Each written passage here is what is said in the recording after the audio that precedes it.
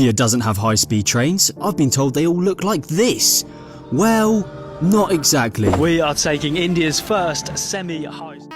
இந்தியாவின் அதிநவீன தொழில்நுட்பத்திற்கு சான்றாக விளங்கும் வந்தே பாரத் ரயிலில் பயணித்த பிரிட்டிஷ் இளைஞர் ஒருவர் தனது மறக்க முடியாத பயண அனுபவத்தை சமூக வலைதள பக்கத்தில் பகிர்ந்துள்ளார்.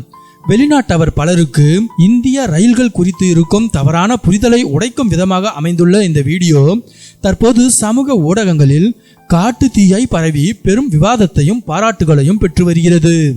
இந்தியாவில் உள்ள ரயில்கள் அனைத்தும் கூட்ட நெரிசல் மிகுந்த கூரையின் மேல் மக்கள் பயணிக்கும் பழைய டீசல் ரயில்களாகத்தான் இருக்கும் என இந்த பிரிட்டிஷ் இளைஞர் தவறாக நினைத்திருக்கிறார். ஆனால் டெல்லியிலிருந்து பஞ்சாபின் பாட்டியாலாவுக்கு செல்ல வந்தே பாரத் ரயிலில் ஏறிய போதுதான் அதன் உலகத்தரம் வாய்ந்த தோற்றத்தையும் வேகத்தையும் கண்டு வியந்து போனார். ரயில் புறப்படுவதற்கு முன் ஸ்டேஷனில் பயங்கர நெரிசல் இருந்த போதிலும் உள்ளே சென்றவுடன் ஏசி குளிர்ச்சியும் ரயிலின் அசுர வேகமும் தனது காதலியுடன் வந்த இந்த இளைஞருக்கு புது அனுபவத்தை தந்தது.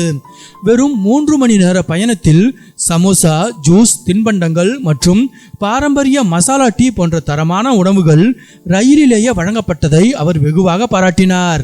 வந்தே பாரத் ரயிலில் சொகுசான மேற்கத்திய பாணி கழிவறைகளும் இருந்த போதிலும் இந்த பிரிட்டிஷ் இளைஞர் தவறுதலாக இந்திய பாணி கழிவறையை தேர்ந்தெடுத்து விட்டார்.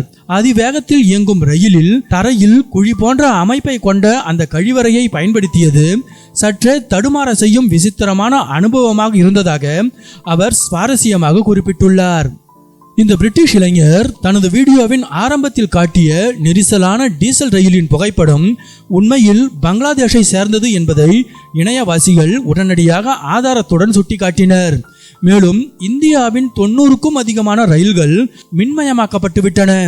எனவே ஐரோப்பியர்கள் புவியியலை சரியாக கற்றுக்கொண்டு பங்களாதேஷையும் இந்தியாவையும் குழப்பிக் கொள்வதை நிறுத்த வேண்டும் என்று கமெண்ட்டுகளில் இணையவாசிகள் பலரும் விளாசி வருகின்றனர்.